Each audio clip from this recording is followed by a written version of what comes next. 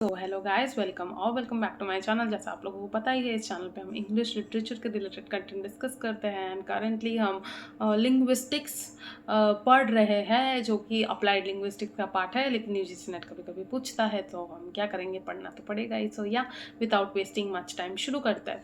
सो जैसा आपने देख लिया है syllable and diphthong. So syllable provides the framework for understanding how sounds function within a language. It is composed of a nucleus or a central peak surrounded by consonants. तो syllable provides the framework of understanding how sounds यानी कि phonemes जो है, जो मैंने इसके पहले 2 videos में बताया है phonemes क्या है। सो आइडियली आप इंट्रोडक्शन देखना, फोनोलॉजी एंड फोनेटिक्स की वीडियो देखना, उसके बाद ही यहाँ पे आना, तभी आपको समझ में आएगा। सो यहाँ पे साउंड्स कैसे फंक्शन करते हैं विद इन अ लैंग्वेज, ये सिलेबल का मेन फोकस है। और सिलेबल 3 पार्ट्स से बना होता है, ठीक है। न्यूक्लियस, सेंट्रल पीक और कोडा, नहीं सॉरी, ऑनसेट, न्यूक्लियस एंड कोडा, ठीक है। सो ऑन पहले तो सिलेबल यानी कि ऑनसेट और राइम होता है। उसके बाद ऑनसेट तो ऑनसेट की तरह ही रह जाता है, लेकिन राइम फर्दर और 2 पार्ट्स में डिवाइड होता है, जो कि होता है न्यूक्लियस एंड कोडा। ना ऑनसेट क्या, it is the beginning sounds of the syllable, they precede the nucleus, they are always consonants in English. So beginning sounds होते हैं, क्योंकि शुरू हो रहा है इसी से साउंड, तो बिगनिंग तो होंगे ही वो। उसके बाद वो क्या होते हैं, कॉन्सोनेंट्स होते हैं अगेन, ठीक है। और प्रिसीड करते हैं न्यूक्लियस को, सिंपल। उसके बाद क्या है, राइम। राइम में क्या होता है, राइम में 2 पोर्शंस होते हैं, एक न्यूक्लियस और एक कोडा। न्यूक्लियस क्या है, न्यूक्लियस जो आपका सेंट्रल पीक है, ये तो आइडियली वॉवल्स होते हैं, लेकिन कभी कभी आपका लिक्विड्स एंड नासल्स भी हो सकते हैं, यानी कि RL एंड MN भी हो सकता है कुछ केसेस में। उसके बाद कोडा क्या है, कोडा is again your consonant sound, जो कि एंडिंग की तरफ आते हैं, जो कि न्यूक्लियस के बाद आते हैं, ठीक है, सिंपल।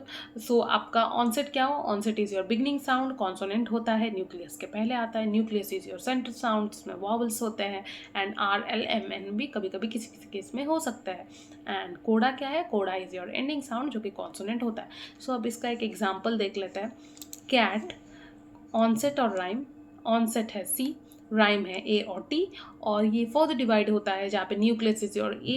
रिमेंबर मैंने आपको बोला था वॉवल्स होता है यहाँ पे, सो A, एंड कोडा में आपका T आ जाता है, ठीक है। तो this is how it works. I hope आपको समझ में आया होगा। उसके बाद you have open syllable and close syllable. Open syllable क्या है, ओपन सिलेबल इज योर ऐसा वर्ड जो वॉवल से ख़त्म होता हो, यानी कि पियानो, मेनू वॉवल से ख़त्म हो रहा है। उसके बाद क्लोज सिलेबल क्या है, close syllable is your sound ending with consonant, या ऐसा वर्ड जो कॉन्सोनेंट से खत्म हो, यानी कि बैट और कप, ठीक है। जो आपने देखा ही होगा, यहाँ पे T और P है, जो कि कॉन्सोनेंट है। सो yeah this is your open syllable and close syllable. इसके बाद है आपका दिप्थोंग्स। दिप्थोंग्स भी सिंपल है, कुछ कॉम्प्लिकेटेड नहीं है। फॉलिंग दिप्थोंग्स, जो कि हायर पिच से लोअर पिच पे जाए, यानी कि काइट। जब आप काइट बोलते हो, काइट, देखो आप प्रोनाउंस करके, बहुत ज़्यादा हायर पिच पे शुरू हो रहा है बट लोअर पिच पे ख़त्म हो रहा है, ठीक है। उसके बाद राइजिंग दिप्थोंग्स, यानी कि जो लोअर से हाई जाए, वॉक, वॉक, खत्म होते होते साउंड बहुत जोर का हो जा रहा है, शुरुआत में कम साउंड था।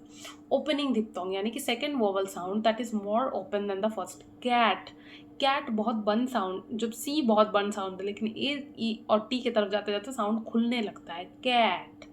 और उसके बाद जब आप क्लोजिंग दिप्थोंग्स के बारे में बात करते हो, तो बाद में क्लोज हो जाता है C, बाद में C देखो क्लोज हो रहा है, ठीक है। उसके सेंटरिंग दिप्थोंग, सेंटरिंग मतलब क्या है, second vowel that is mid central, that is produced with the tongue in central position. Tongue यहाँ पे सेंट्रल पोजिशन पे रहता है। डियर बोल के देखो, dear, your tongue is at the central position, ठीक है। उसके बाद wide diphthongs. Now what are your wide diphthongs, large tongue movement from first vowel sound to second vowel sound. Tongue movement जब बहुत बड़ी हो, यानी कि काओ, जब आप बोलते सी आपका टंग बहुत ज़्यादा घूम रहा है, ठीक है। और स्मॉल टंग मूवमेंट में क्या होता है, डे, बहुत कम घूम रहा है आपका टंग, ठीक है। तो टंग का मूवमेंट बहुत छोटा होता है। So these are your diphthongs. और मेरा बोलने का जो मतलब है, आपको ये बार बार देखना पड़ेगा, वरना आपको समझ में नहीं आएगा, राइट। सो मेक श्योर कि आप ये बार बार देखो, तभी चीज़ें आपके लिए क्लियर होंगी, वरना चीज़ें हो सकता है कि डिफ़िकल्ट हो जाए, right. So yeah this was all that I wanted to share with you people in this video.